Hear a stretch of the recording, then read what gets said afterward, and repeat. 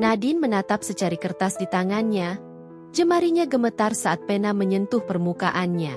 Ia menarik napas dalam-dalam, mencoba mengumpulkan keberanian untuk menuliskan sesuatu yang selama ini hanya berani ia simpan dalam hati. Sudah bertahun-tahun ia menyukai Aldo. Tetapi setiap kali kesempatan itu muncul, ia selalu ragu. Ia takut kehilangan Aldo sebagai teman, takut perasaannya hanya bertepuk sebelah tangan, takut dunia yang mereka kenal selama ini berubah karena kejujurannya. Namun, kali ini berbeda. Aldo akan pergi ke luar negeri dalam waktu dekat, melanjutkan studinya. Ini adalah kesempatan terakhir sebelum jarak memisahkan mereka lebih jauh dari sebelumnya. Jadi, dengan hati yang berdebar, Nadine mulai menuliskan isi hatinya. Aldo, aku tidak tahu harus mulai dari mana. Mungkin ini terdengar aneh, atau mungkin kau sudah bisa menebaknya, tapi aku harus mengatakannya sebelum semuanya terlambat. Aku menyukaimu. Sudah sejak lama. Aku tidak pernah berani mengungkapkannya karena aku takut. Takut kau akan menjauh. Takut kau akan merasa terbebani. Takut kau tidak merasakan hal yang sama.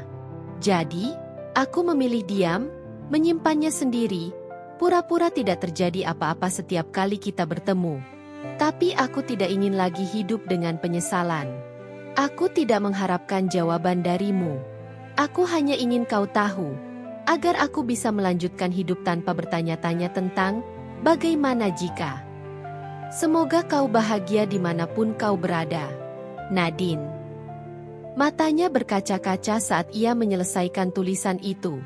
Ia melipat surat itu dengan hati-hati, memasukkannya ke dalam amplop, lalu menuliskan nama Aldo di permukaannya. Dengan langkah ragu, ia membawa surat itu ke kotak pos di sudut jalan.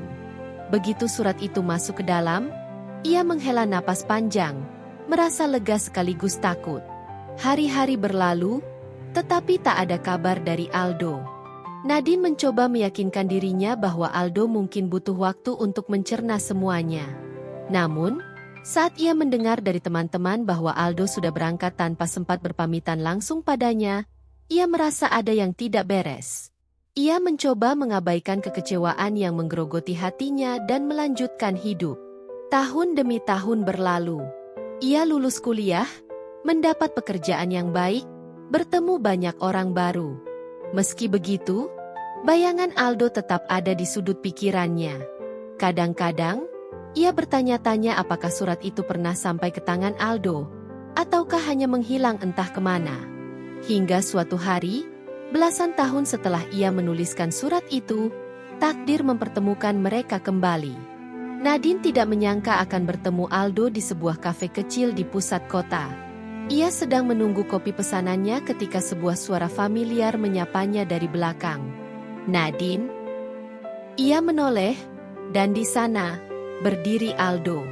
Masih dengan sorot mata yang sama, senyum yang dulu membuatnya jatuh hati. Tetapi kini ada sesuatu yang berbeda. Kedewasaan. Dan sebuah cincin di jari manisnya. Nadine, ini benar-benar kamu? Aldo tersenyum lebar. Matanya berbinar. Nadine mengangguk, berusaha menyembunyikan gemuruh di dadanya. Aldo. Lama tidak bertemu. Mereka berbincang lama, mengenang masa-masa dulu. Aldo bercerita tentang hidupnya di luar negeri, pekerjaannya, dan istrinya yang tengah menunggunya di rumah. Nadine tersenyum, mencoba menelan kepahitan yang tiba-tiba muncul di hatinya. Kemudian, seolah baru mengingat sesuatu, Aldo mengeluarkan sesuatu dari tasnya.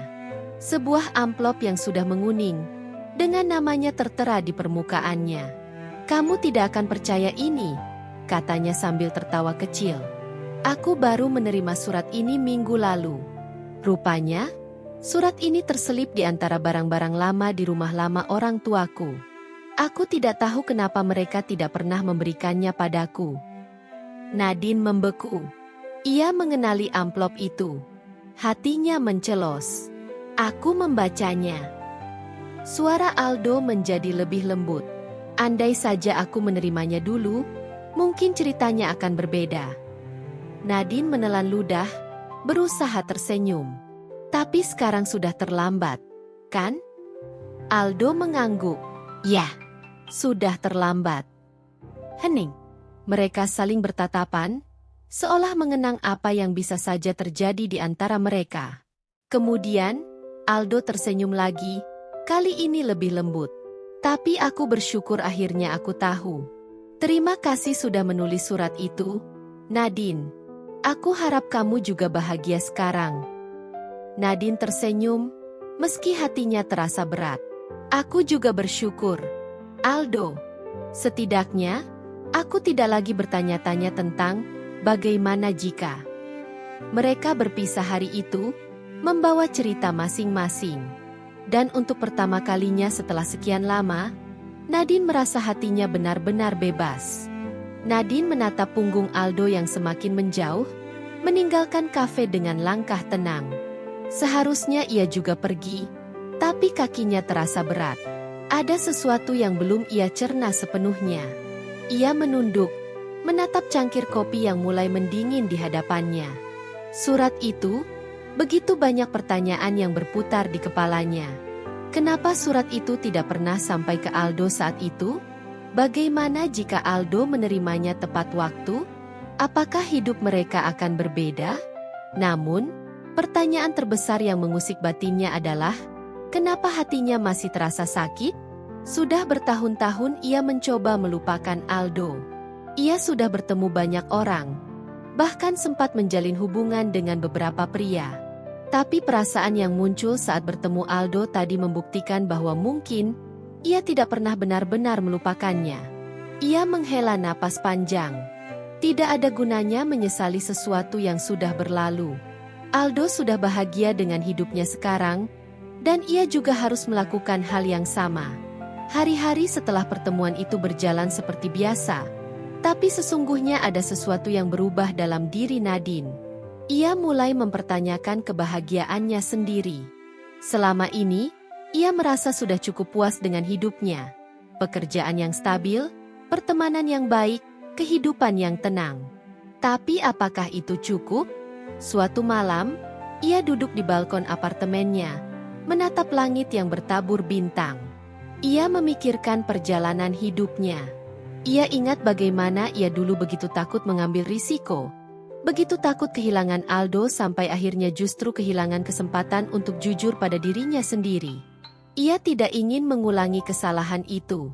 Keesokan harinya, ia mengambil keputusan yang mungkin terdengar gila bagi sebagian orang. Ia mengajukan cuti panjang dari pekerjaannya dan membeli tiket ke kota tempat Aldo dulu tinggal di luar negeri. Bukan untuk mengejar Aldo, tentu saja. Ia hanya ingin mencari sesuatu, jawaban, ketenangan, atau mungkin sebuah awal yang baru. Perjalanan itu terasa seperti petualangan. Untuk pertama kalinya dalam waktu yang lama, ia merasa hidupnya penuh gairah lagi. Ia berjalan di jalan-jalan yang pernah diceritakan Aldo kepadanya, mengunjungi tempat-tempat yang mungkin pernah dikunjungi Aldo. Di sebuah kedai kopi kecil di sudut kota, ia duduk di dekat jendela dan mengeluarkan buku catatan kecilnya. Ia menuliskan segala yang ada di pikirannya, perasaannya terhadap Aldo, pertanyaan yang masih mengusik, dan yang terpenting, keinginannya untuk menemukan kebahagiaannya sendiri tanpa bayangan masa lalu. Di saat itulah, seseorang menyapanya. "Kamu turis?" Suara seorang pria terdengar di sampingnya. Nadine menoleh dan melihat seorang pria asing dengan senyum ramah. Ia memiliki mata yang hangat dan postur tubuh yang tegap, mengenakan jaket tebal yang tampak nyaman. "Ya, bisa dibilang begitu," jawab Nadine. Pria itu tertawa kecil. "Kelihatannya kamu sedang menulis sesuatu yang serius." "Penulis?" Nadine tersenyum tipis. "Bukan. Hanya seseorang yang mencoba mencari jawaban." "Menarik." Pria itu duduk di kursi kosong di depannya. "Kalau begitu, izinkan aku mengenalkan diri. Namaku Adrian."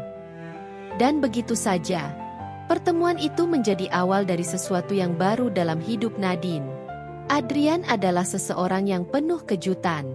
Ia cerdas, menyenangkan, dan memiliki cara berpikir yang membuat Nadine melihat hidup dari sudut pandang yang berbeda. Ia seorang fotografer perjalanan, sering berpindah dari satu tempat ke tempat lain, menangkap momen-momen kecil yang mungkin luput dari perhatian orang lain. Mereka menghabiskan banyak waktu bersama, berbincang tentang banyak hal, tentang impian, ketakutan, dan hal-hal yang belum sempat mereka lakukan dalam hidup.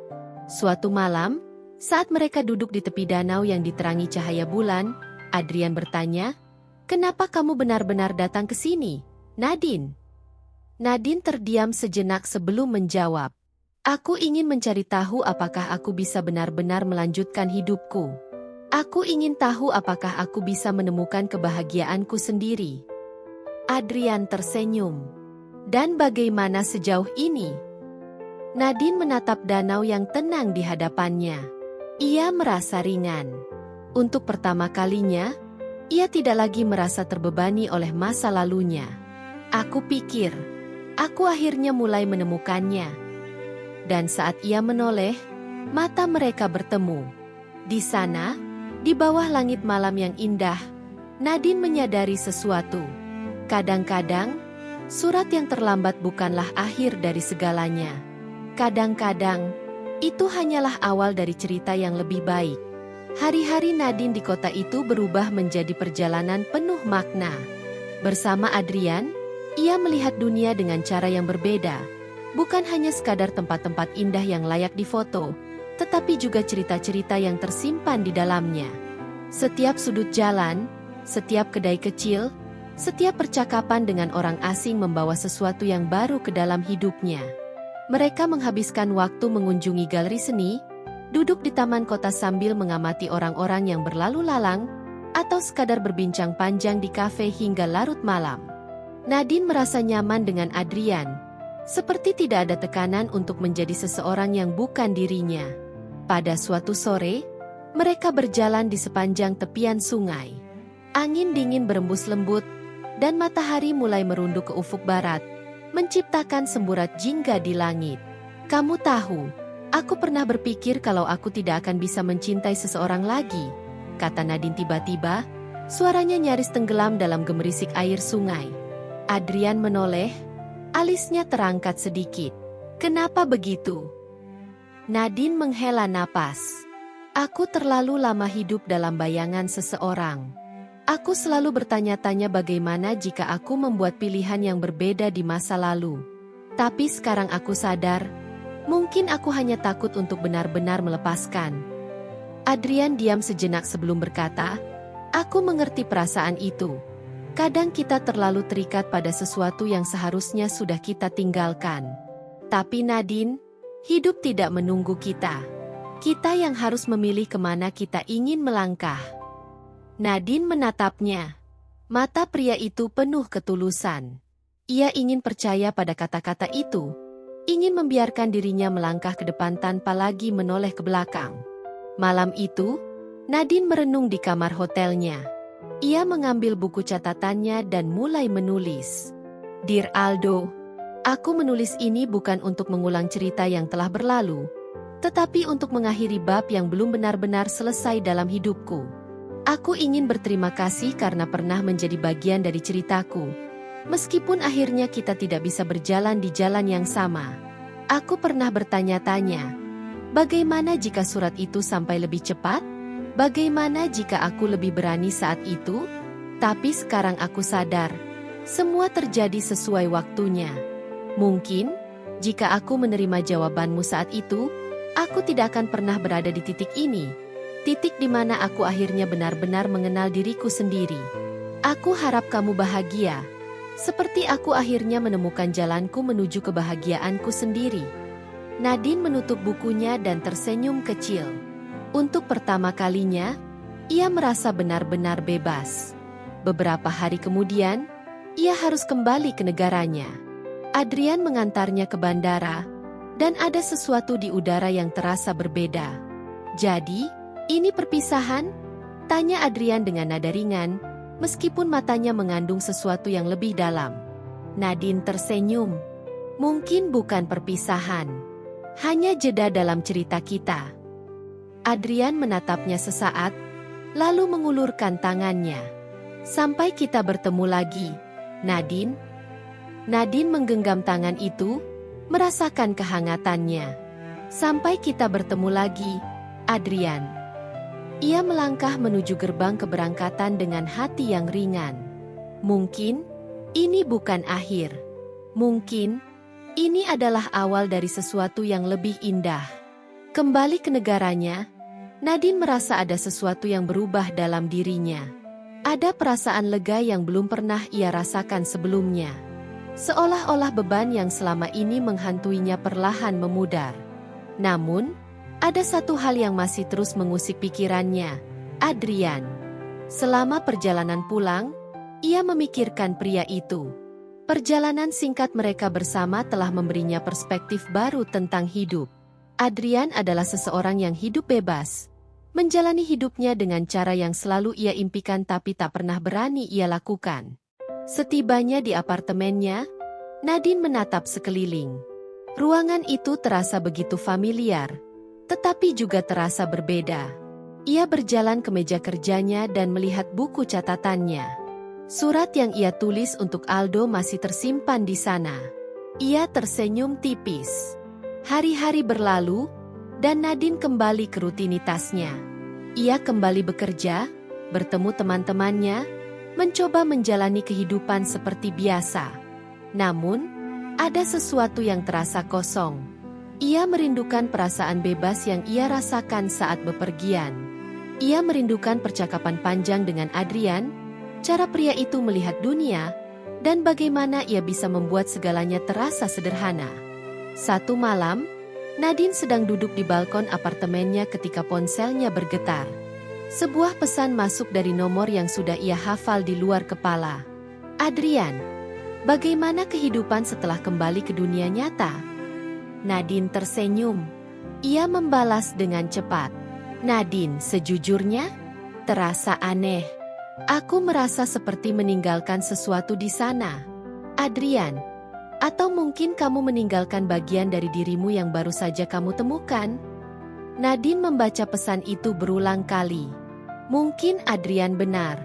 Mungkin perjalanan itu bukan sekadar perjalanan, tetapi sesuatu yang mengubah cara pandangnya tentang hidup. Nadine, aku tidak tahu harus bagaimana sekarang. Adrian, ikuti kata hatimu. Nadine, hidup terlalu singkat untuk terus bertanya-tanya. Pesan itu mengendap dalam benaknya. Ia memikirkannya selama berhari-hari. Apa yang benar-benar ia inginkan? Apa yang membuatnya bahagia? Jawabannya selalu kembali ke satu hal. Ia tidak ingin kembali ke hidup yang lama. Ia ingin mengeksplorasi dunia lebih jauh, keluar dari zona nyamannya, menemukan sesuatu yang baru. Beberapa minggu kemudian, Nadine membuat keputusan yang mengejutkan semua orang. Ia mengundurkan diri dari pekerjaannya. Kamu serius? Tanya Sarah, sahabatnya, dengan mata terbelalak. Nadine mengangguk. Aku butuh perubahan. Sar, aku tidak bisa terus terjebak di sini sementara hatiku ingin berada di tempat lain. Sarah menghela napas. Jadi, kamu akan kemana? Nadine tersenyum. Aku belum tahu, tapi aku akan mencari tahu. Ia menjual sebagian besar barangnya, menyimpan hanya yang benar-benar penting, dan membeli tiket sekali jalan ke sebuah negara yang belum pernah ia kunjungi sebelumnya. Di hari keberangkatannya, ia menerima pesan dari Adrian. Adrian, jadi, kemana tujuan pertamamu? Nadine, aku akan memberitahumu saat aku sampai di sana. Adrian, aku akan menunggu ceritamu. Nadine tersenyum dan memasukkan ponselnya ke dalam tas. Saat pesawat mulai mengudara, ia menatap keluar jendela dan tersenyum. Ia tidak tahu apa yang menunggunya di depan. Tapi untuk pertama kalinya, ia tidak takut. Ia siap untuk petualangan barunya. Nadine melangkah keluar dari bandara dengan napas panjang, menghirup udara pagi kota baru yang kini akan menjadi tempat awal perjalanannya. Ia memilih sebuah kota kecil di tepi pantai di Portugal. Tempat yang tenang, jauh dari keramaian, tetapi penuh dengan warna kehidupan. Ia menyewa sebuah kamar kecil di rumah seorang wanita tua bernama Senhora Beatrice. Wanita itu ramah dan suka bercerita tentang masa mudanya, tentang cinta yang tak tersampaikan, dan tentang bagaimana kehidupan selalu penuh kejutan. Aku dulu mencintai seseorang, tapi dia pergi sebelum aku sempat mengatakannya, ujar Beatrice suatu malam, sambil menyesap teh hangatnya. Nadine tersenyum tipis. Aku pernah mengalami sesuatu yang mirip, tapi aku pikir, beberapa cerita memang tidak harus memiliki akhir yang kita harapkan. Beatrice mengangguk. Tapi mungkin, itu membawamu ke tempat yang lebih baik, bukan? Nadine terdiam sejenak, lalu tersenyum. Ya, mungkin. Hari-hari berlalu, dan Nadine semakin larut dalam kehidupannya di sana. Ia berjalan-jalan di pantai setiap pagi, menulis di sebuah kafe kecil dengan pemandangan laut, dan berinteraksi dengan penduduk lokal. Namun, ada satu hal yang terus terlintas dalam pikirannya, Adrian. Ia dan Adrian masih saling bertukar pesan, berbagi cerita tentang perjalanan masing-masing. Nadine tahu bahwa pria itu kini berada di Jepang, mengambil foto di desa-desa terpencil, menangkap keindahan yang seringkali tersembunyi dari dunia. Suatu malam, saat ia duduk di balkon, ponselnya berbunyi. Sebuah panggilan video masuk dari Adrian. "Hei, traveler," sapa Adrian dengan senyum khasnya. Nadine tertawa. "Hei, fotografer. Kau terlihat lebih bahagia," ujar Adrian, memperhatikannya. Nadine mengangguk. "Aku rasa aku benar-benar menemukan jalanku." Adrian tersenyum, tetapi ada sesuatu di matanya yang membuat Nadine penasaran. "Kau baik-baik saja?" tanyanya. Adrian menghela napas. "Aku baik, tapi aku merasa ada sesuatu yang kurang." Nadine menatapnya dengan penuh tanya. "Aku merindukan seseorang," lanjut Adrian. Nadine merasa dadanya berdebar. "Siapa?" Adrian menatapnya lekat-lekat. "Kamu." Hening sejenak. Angin laut bertiup pelan, mengacak rambut Nadine. "Aku tidak ingin terus menghabiskan hidup berpindah-pindah tanpa tujuan yang jelas. Aku ingin ada seseorang yang bisa menjadi tempatku kembali. Dan aku ingin orang itu adalah kamu, Nadine." Air mata menggenang di sudut mata Nadine. Tetapi kali ini bukan karena kesedihan. Ia tahu jawaban dari semua pencariannya. Tanpa ragu, ia berkata, "Kalau begitu, datanglah ke sini." Adrian tersenyum lebar. "Tunggu aku." Beberapa hari kemudian, Nadine berdiri di bandara, jantungnya berdebar kencang saat melihat sosok yang berjalan mendekatinya. Adrian berdiri di depannya, menatapnya dengan mata yang penuh kehangatan. "Aku di sini," katanya pelan. Nadine tersenyum. "Selamat datang di rumah." Mereka saling tersenyum sebelum akhirnya berpelukan, membiarkan semua rindu dan cerita yang tak terucapkan mengalir di antara mereka.